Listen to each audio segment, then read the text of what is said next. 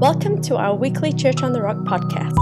For more information, visit us at churchak.org, download our Church on the Rock AK app, or like us on our Facebook page. Thank you for listening, and we hope you enjoy our weekly podcast.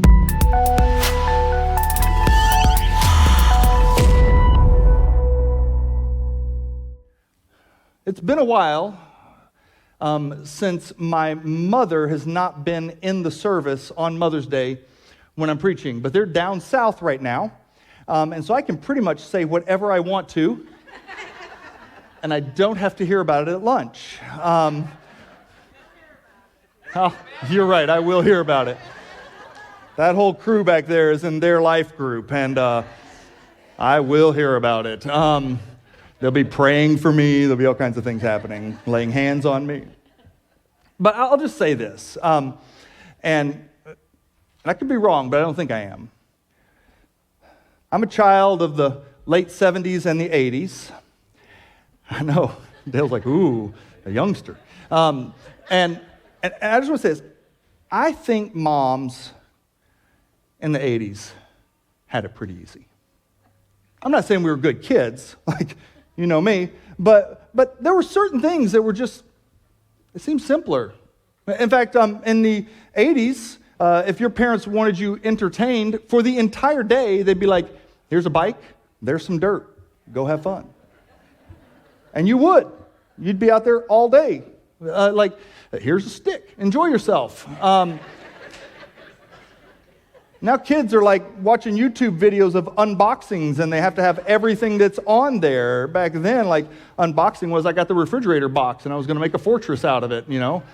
So it was sort of like, hey, go enjoy yourself. Now it seems like entertaining kids is really complicated thing to do. It also seems like things were less dangerous in the 80s, so you didn't have to worry as much as a parent, you know. There were sort of like two basic rules. Don't take candy from a stranger, and don't get in his van. Like, go enjoy yourself, right? Those are the two rules. Like, I thought there would have been a rule about quicksand, because every movie and TV show that I saw, right, from Ponderosa to, you know, Batman and Robin had quicksand in it. I thought it was going to be a bigger deal when I grew up. Apparently it's not. I've never seen any quicksand. But like, think about flying back then, right? Like, and yes, there were planes. But flying in the 80s, right? You went to the airport, you didn't have to mask your kids up, you didn't have to like get every shred of metal. Like, kids were going to need to pull your fillings again. We're going through that metal detector thing, like, take your shoes off, and now let's put them back on, keep your mask on, don't breathe. You know, like, when I was a kid, my parents were like, Johnny, did you bring your pocket knife? You're going to want to whittle on the plane. You know, like, you got stressed out, you could take a smoke break on the plane. Of course, we were too poor to fly, typically, so we drove everywhere. But even with that, like, we were in the back of a station wagon playing tag untethered, you know? Like, that's, apparently things were a lot safer then. Now, you know, your kids have to have a heart monitor and a helmet to go get the Amazon package off the front porch. Like, are they on Find My Friends? Honey, they're downstairs. Anyways, I just think it seemed easier back then, which brings me to mom genes. And if you're a mom, you think about lots of these kinds of things. And in case you didn't know this, the story of the Bible is actually a story of a wildly dysfunctional family. Like from the very beginning of the story, from Genesis all the way through, I mean, from the Garden of Eden to Jacob and Rachel, it is a story of some messed up family dynamics. And today we're going to look at two rather bizarre passages of Scripture involving mothers. And here's what I hope you walk away with: the realization that everyone experiences failure and frustration, but no one should feel hopeless or useless. Even the best moms you know, the best people you know, and you always know who they are because they have the best pictures on Instagram and Facebook. Even the best moms, everybody experiences failure and frustration, but no one needs to feel hopeless or useless. And if the Bible reveals one thing, it is that truth over and over, that God is in the redemption business. I'm very grateful to have a mom because if I didn't, I wouldn't be here. But specifically, I'm not just grateful to have a mom, I'm actually really grateful for my mom. And if you've ever met my mom before, you probably have lots of words that could describe her. The vast majority of them really good. But one of the things I would say is my mom is empowering. Like from the time I was young, I knew beyond a shadow of a doubt that my mom genuinely believed I could accomplish anything I put my mind to. Like I knew that. I knew she believed in me. My mom's also very opinionated. If you ever spend any time around her, you'll know her opinion about anything that comes up in the conversation. She's very opinionated. My mom's very courageous. She's one of the most generous people I know. And my mom is also brilliant. Like as a kid, I can remember this dawning on me. My mom was a pediatric nurse practitioner. She worked for the health department in Tennessee and Memphis and then in Oklahoma where we lived. And I can remember hearing the stories from other people about cases that my mom had solved that the doctors had not been able to figure out. And that's because she's so tenacious and determined to get to the bottom of something. It will drive you crazy, but it might save your life. She's just brilliant. And my mom definitely has mom genes. Not like these, like genetics. My mom, she has both. But, now, here's what you know if you know my mom at all, and she attends here. Every person who knows her knows this about her. Even if my mom is not your mom, she will try to mother you. It's like hardwired into her DNA. She can't help herself. In fact, roughly 45 of the 55 phone calls I get a day are about, just kidding, it's only 30, that are about like ways I could save money at the grocery store or a sale that she found, or I need to know that corn is on sale over here, but it's not over here. Like she genuinely wants to make sure I'm doing the right thing and the best thing. And she does that for everyone involved in her life. If you open up that door at all, she will mother you. Anybody else have a mom like that? Yeah, now, I know the Bonnet kids do because Trudy tries to mother me on a regular. Now I act like I don't like it, but like some people are just hardwired to mother. In fact, the way that my mom is willing to be anyone's mother reminds me of a story in the book of Matthew. In fact, in the story, Jesus is talking to a crowd of people. It's Matthew chapter 12, verse 46, and Jesus was speaking to the crowd. His mother and brothers stood outside asking to speak to him. Someone told Jesus, "Your mother and your brothers are outside, and they want to speak to you." Jesus asked, "Who is my mother? Who are my brothers?" Then he pointed to his disciples and said, "Look, these are my mother and brothers. Anyone who does the will of my Father in heaven is my brother and sister and mother." Interesting passage. There are a couple things that it reveals, observed. One is this, that both men and women were disciples of Jesus. They were both present there.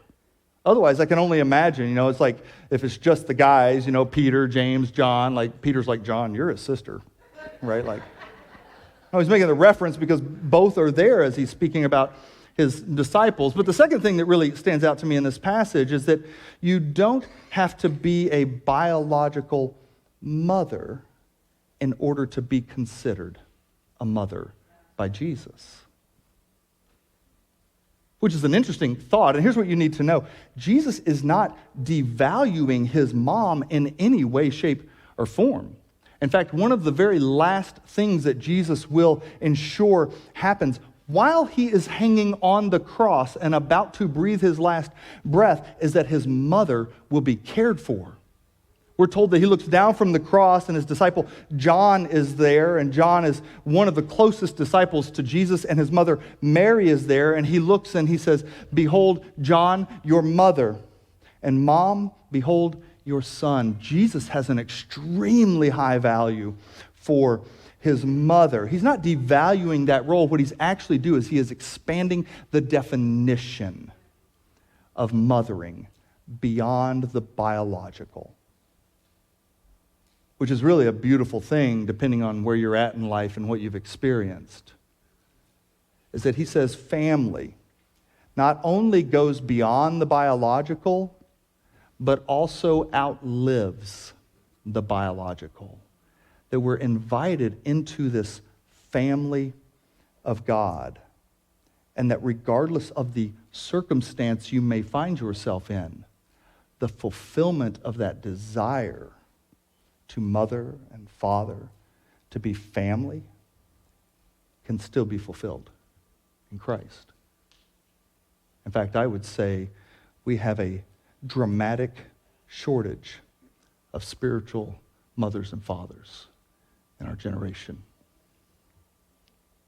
Now, today may end up being one of the strangest Mother's Day messages you've ever heard.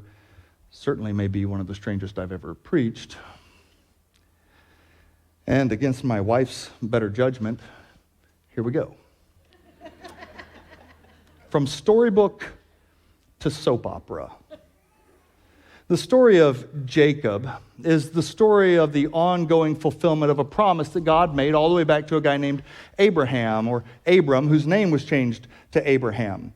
And if you were to look at the Jewish history, the forefathers are Abraham, Isaac, and Jacob. And Jacob is the fulfillment of a promise made way, way back to Abraham. And Jacob, when he is born, is not the firstborn son. He's a twin, and he actually comes out second, but he wants to be first. And the story tells us that as he's coming out, his brother Esau comes out first, but he's got a hold of his heel, trying to pull him back in or pull himself out. Like the whole story is this story of someone who is trying to usurp someone else's position, to take what was rightfully theirs, which is exactly what Jacob ends up doing in the long run. Now, granted, it's Esau's fault because he has no impulse control over his desires. In fact, one day Esau comes in after hunting all day, and he comes in the house and he says, "I'm starving to death. I can't take another step." He's not starving to death, but Jacob sees an opportunity. He's making some stew, and apparently he was a great stew maker. And so he says to Esau, "Tell you what, I'll trade you your birthright." Just pause there for a moment. Twice the inheritance, all the authority in the family, the patriarch of the family, and the blessing of God on your life. I'll trade you your birthright for a bowl of stew. Deal. Like I said, it's Esau's own fault, but what dawns on Esau after his blood sugar comes back up is that he just gave away his birthright. He does everything he can to reclaim it, but Jacob has taken it. He goes on to trick his father as well into blessing him, and so Esau is mad. Jacob's a mama's boy. He's in the kitchen all the time, and Esau is a hunter, and so he has weapons. And Esau wants to kill Jacob, so Jacob is on the run. And his mama says to him, "Listen, you need to go stay with some distant relatives for a while. It's time for a vacation for you. And maybe it'll become a staycation." And so he takes off to go visit his mother's brother, Laban. And so as he arrives there, the well that's on the family land is covered up, and shepherds and sheep are out there. And he says, "Why hasn't anyone uncovered the well? I'm dying of thirst. Let's get something to drink." And as they're waiting, they say, "Listen, we're waiting for Rachel to come with her father's sheep. She's a shepherdess." And it reads like a romance novel, like she comes waltzing in with her father's sheep, hair blowing in the wind, nose ring in. Like she comes, I don't know where all that came from. She comes in and he is smitten right away. He's like, "Well, let's open this well." We're going to pick it up. Trust me, it's going to get a lot more awkward. In Genesis 29, verse 15, now Laban, his uncle, had 2 daughters. The older daughter was named Leah, and the younger one was Rachel. There was no sparkle in Leah's eyes. It's just a really nice way of saying she was ugly.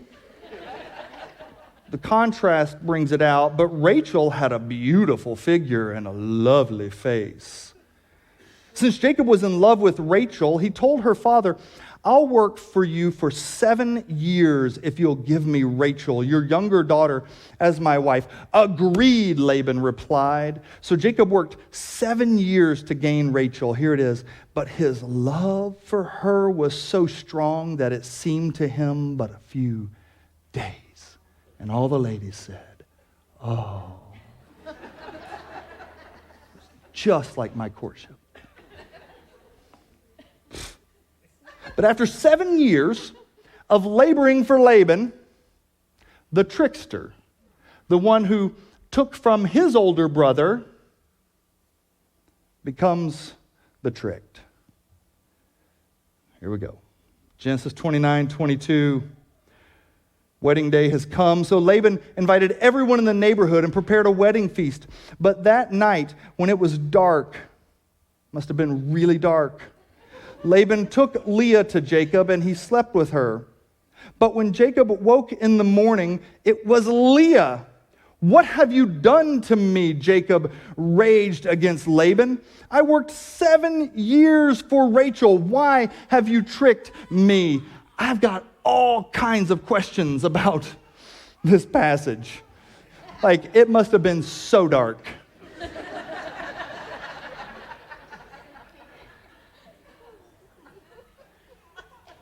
I don't even care. He wakes up. You talk about being woke. Like, he wakes up and he's furious. Like, I put in 7 years. Why have you tricked me? So he says, "Tell you what, I'll commit to another 7 if I can marry the one I really love also." Now, this event sets in motion a bizarre and awkward chain of events, because since Leah is not quite the hottie that Rachel is, she also has one thing going for her, though, and that is she can have babies. Like, if that was a spiritual gift, Leah has it. And she has, right off the bat, Reuben, Simeon, Levi, and Judah. And then in Genesis 30, verse 1, when Rachel saw that she bore Jacob no children, she envied her sister Leah.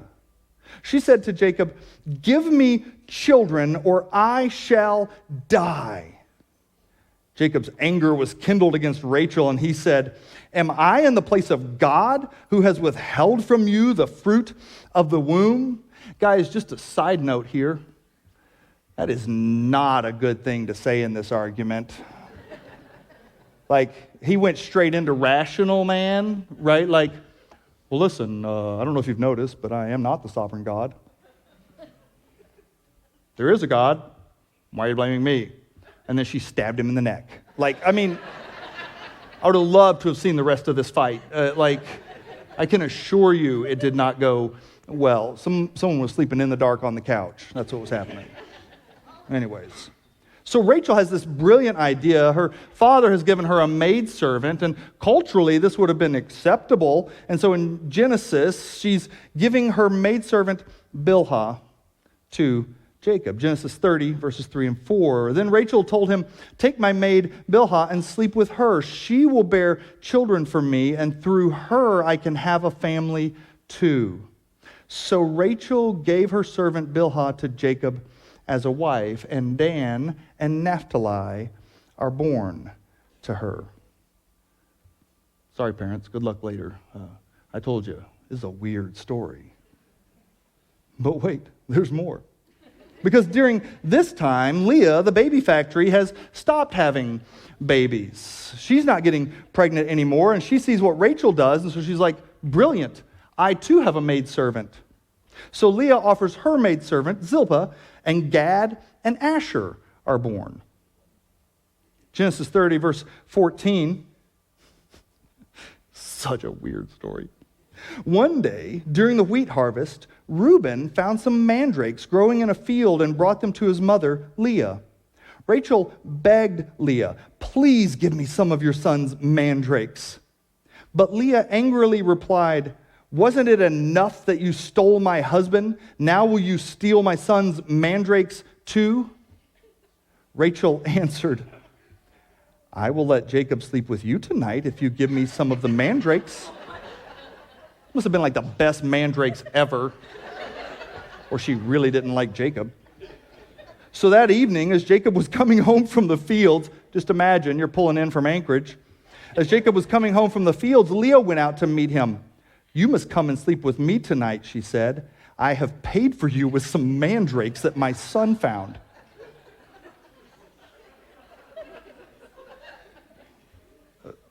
So Leah then has two more sons, Issachar and Zebulun. Now, in case you weren't keeping track, that makes 12 sons in total. Reuben, Simeon, Levi, Judah, Issachar, Zebulun, Dan, Naphtali, Gad, Asher, Joseph, and Benjamin. And those 12 sons comprise the nation of Israel. God's chosen people. Those 12 sons represent the nation of Israel, which represents the fulfillment of God's promise to Abraham. This hot mess is where the blessing is born. I want to make a brief public service announcement. And you need to know this as you read through the scriptures, because these kinds of things come up in conversations frequently with friends of mine and friends who are not believers, and they'll point to things in the Bible and they're like, that's whacked out. Your God is whacked out. Here's my public service announcement. Just because the Bible describes it does not mean that God prescribes it. Just because it's described in the Bible doesn't mean that it's prescribed by God. In fact, it's one of the things that I love about the scriptures is with the great heroes of the faith, the men and the women, it tells the whole story, the good, the bad, and the ugly. He doesn't leave any of it out to make them look so much better. What he's actually doing is revealing there's only one hero, one redeemer in the whole story, and it's none of them, it's only him.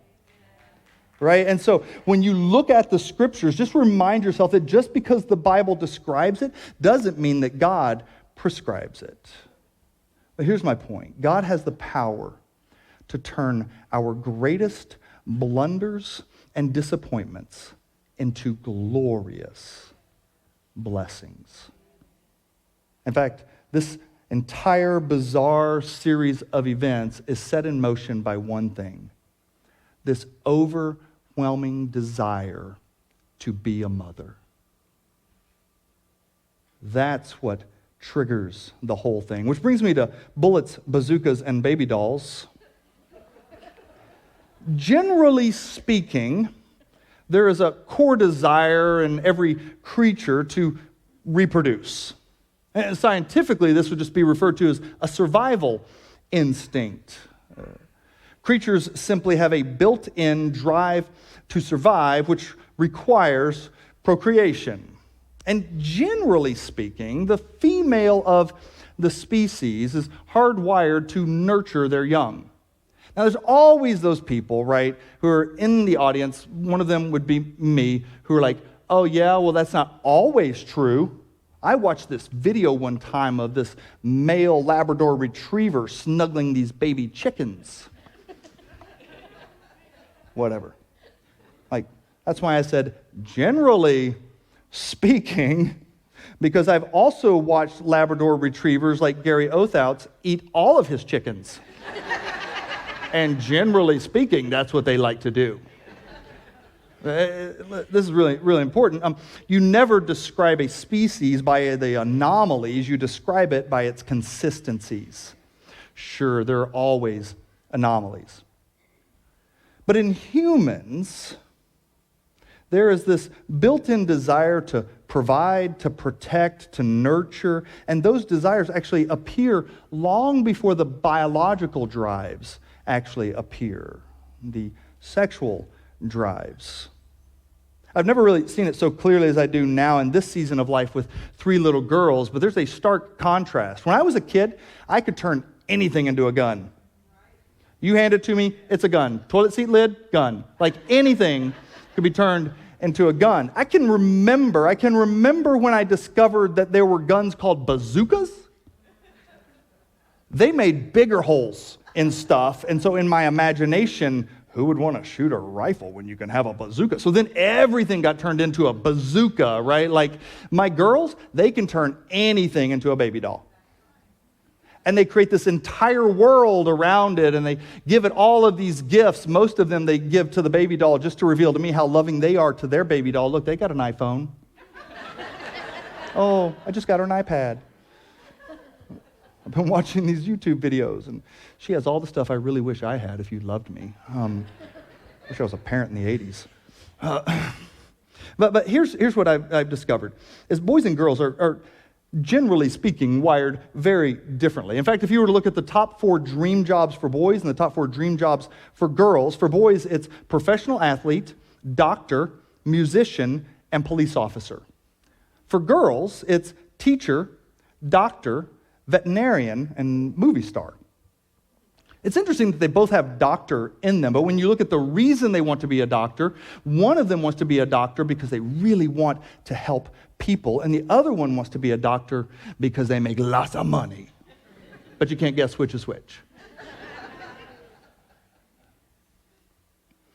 Every day, there are roughly 360,000 children born. That means over the course of our services at Church on the Rock today, across our campuses, over the course of those services, there's roughly 5,400 children who are going to be born. That's one every 4 seconds. So 1,000, 2, 1,000, 3, 1,000, 4, 1,000, bloop, another baby just got born. Like lots of babies are. I know it's super easy like that. There's lots of babies being born every single day. Now, I vividly remember the day our first baby came. I remember it because it was one of the most difficult days of my life.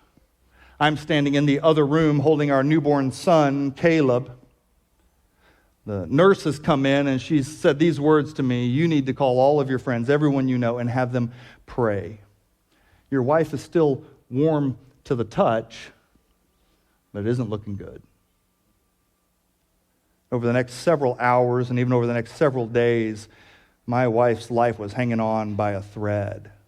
I'm holding this brand new life in my arms, clueless as to what to do, wondering if she's going to be coming back to me. What we didn't know at that time is that it was going to end up being far more painful for far longer than we expected. We learned several things that day. We experienced several things as a result of that day. One of those was this new appreciation for life. Another one was this gratitude for our son. But the other one was this: that infertility can be really painful.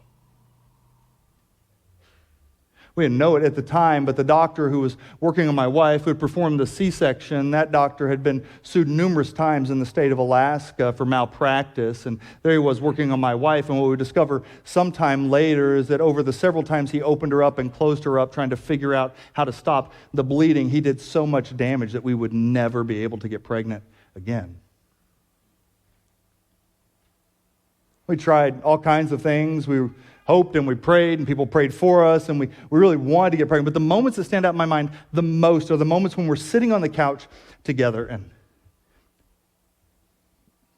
my wife has these tears streaming down her face.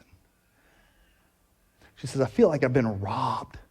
I feel like I'm supposed to have all these kids who are sitting around me, and they're not there. Like I can feel like they're supposed to be there. Now, that was before we'd had any kids. But she has this moment where this deep, deep longing surfaces. It's the same cry that Rachel was making. Give me children or I'll die. Like I was made for this. This is what I was created for.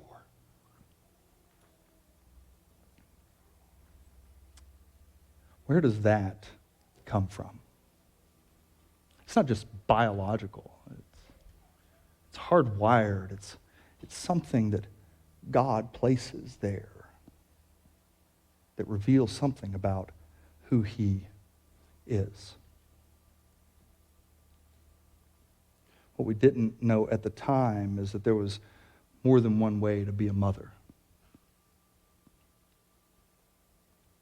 Which brings me to moms are more like God sometimes.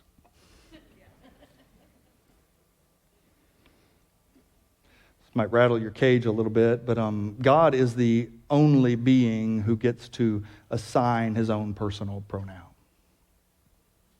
In fact, he clearly identifies himself as male in the Scriptures. And according to the Scriptures, everyone else was assigned theirs by God at birth, including his son, Jesus.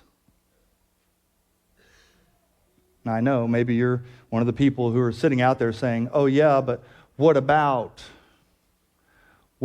these medical conditions like the hermaphrodite and those types of things, the intersex conditions? And I would just say, remember what we're talking about when we talk about those types of things is we're talking about 0.001% of the population. And I'll just remind you again, because I think this is really important, we don't define humanity or gender by its anomalies, but rather by its consistencies. And the reason that this matters is, speaking of consistency, God consistently identifies himself as, well, himself, male. And that really shouldn't be a problem for us, but it often is in many theological conversations I have and in many theological circles. But I think the only reason that it really surfaces as a problem for us is because we've misunderstood what he is actually like.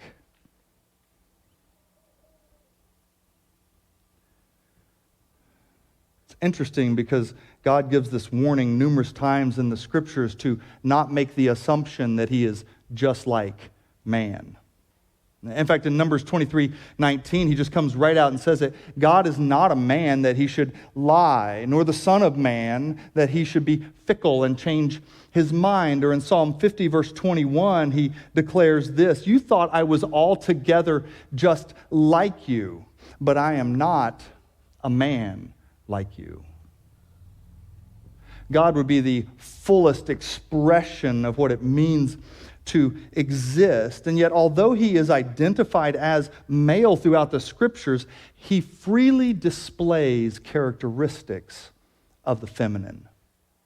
God may identify as masculine, but he has no issue being characterized as feminine. I'll just give you a couple of examples. Isaiah 66, verse 13, it says, God gave birth to Israel and comforts his people like a mother comforts her children.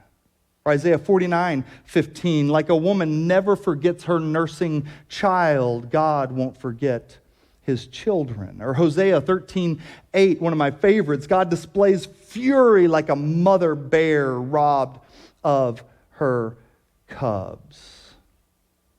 And in Genesis, we discover why these attributes of God, these feminine characteristics, are so freely expressed. In Genesis, it's the creation account, the story that is there. And each and every day of the creation, it ends with the same phrase. God gets done. He looks at the birds and the animals and the trees and the ocean and the land. He looks at all of it. He's like, it's good. It's good. It's good. It's so good. It's good. And then he creates a man and he says, it is not good that man should be alone. Don't have microwaves yet. He doesn't know how to make food. He's going to mismatch his clothes. This is not good. It's not good that man should be alone. And so he creates woman. Now listen to what he says. Genesis 1:27. So God created human beings in his own image, imago Dei. God created human beings in his own image. In the image of God, he created them, male and female. He created them. Both men and women are equal image bearers of God and necessary to us having a full expression of him in the church and in the world. The point is this: man alone is not the full reflection of his maker, and every woman is created to be a reflection of God in a way that only she can. And we live in a world that loves to devalue that. To tell you that how you're wired and how you're made by God is somehow the problem. And it isn't. It's the fulfillment of the promise. I know moms get a lot of great cards on Mother's Day, and I don't want to burst any of your bubbles just now, but I'm assuming you already know this. The card may say, "You're the greatest mom to ever live. You're so perfect, and you give. I love you so much, even though you're Dutch." Like, I don't write cards. But you get these cards. Now you know this as a mother, and I know it as a father. I'm frequently amazed that my girls adore me as much as they do. But the reality is there are no perfect moms. None, zero, zilch. What I've discovered is there's this dichotomy between what I'm intended to be by God and what I actually am quite often. And this leaves me with this conflicted and convicted feeling that could be putting you in a place of shame and guilt right now.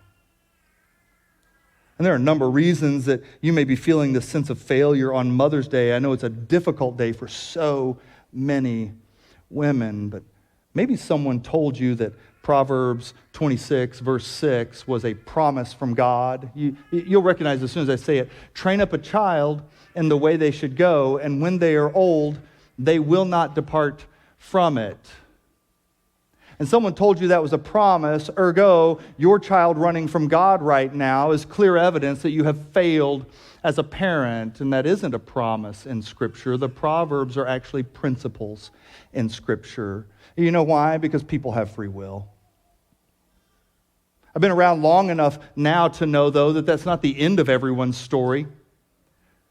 But maybe somebody told you that the outcomes should have been different than they currently are, than you're currently experiencing, and you're feeling like a failure because they are. The Bible is filled with stories of people who fail in epic ways and yet are used by God in powerful ways. And even God, the perfect parent, had a couple of wayward kids you might have heard of. Even God, the perfectly loving, compassionate, kind, just Father, had children who were wayward. Ladies, I would ask you, and guys, you can too, to remember three things today. First one is this: you are created in God's image. Even the regrets that you may feel, the longings that you may feel, the desires to do better that you may feel, all of those actually reveal one thing, that at the core, you desire to reflect God's glory. The second thing is this: not only are you made in God's image, but every single failure is covered by the cross. And there's an enemy who would love to plague your mind and pick at your brain and to tell you that it's not covered, it's not covered, it's not covered. But what you need to understand and where you need to begin is that it actually has all already been covered at the cross, past, present, and even future failures. When Jesus says, "It is finished," he's saying, you don't need to run from me when you feel this way. Run to me. You're made in God's image. Every single failure is covered by the cross. And lastly, anything can be redeemed and everyone can be restored. If the story of Israel, that mess of a story riddled with jealousy and inappropriate relationships and deception, if God redeems that to create the nation of Israel, trust me, he can redeem your story too. And he can restore you as well. It's the story of the Bible from Rahab the prostitute, all the way to Ruth the homeless, from Esther to Mary Magdalene, God is using extraordinary women who are not perfect to accomplish and reveal his glory in the world. But first, you've got to believe this truth. You were born to be blessed by God and to be a blessing from God. In fact, it's the thing that he declares to Abraham all the way back there. And Abraham and Sarah got their own issues. And Isaac and Rebekah definitely have their issues. And Jacob and Rachel have their issues. But the promise made all the way back to Abraham and being fulfilled all the way into this day is this: from you will come a nation. These 12 sons will become the nation of Israel, and from that nation, all the nations of the earth will be blessed. That you are blessed by God and created to be a blessing from God in the world around you. And we don't have enough people blessing us these days. It seems like all we ever hear are people picking at us. And what I want you to know is you must believe this, that God has blessed you and intends for you to be a blessing to those around you. Would you stand with us? I remember the very first time I heard this song that we're about to sing. It's just called The Blessing. You probably heard it before. I mean, it just became this wildly popular theme and anthem on the internet over the past couple of years. But here's what struck me as I heard it sung for the first time. It just felt like I was being washed over by the blessing of God. In a world where I frequently feel shame and guilt and rejection and failure and all of those things, it was reminding me that I am not blessed by Him because I'm better than you. I'm blessed by Him just because He's Him. And He's designed me, created me to be a blessing in the world around me. So as we sing this song, would you just let that truth wash over you? Thank you for listening. For more of our podcasts and to discover how you can connect, visit us at churchak.org or download our Church on the Rock AK app from either iTunes or Google Play.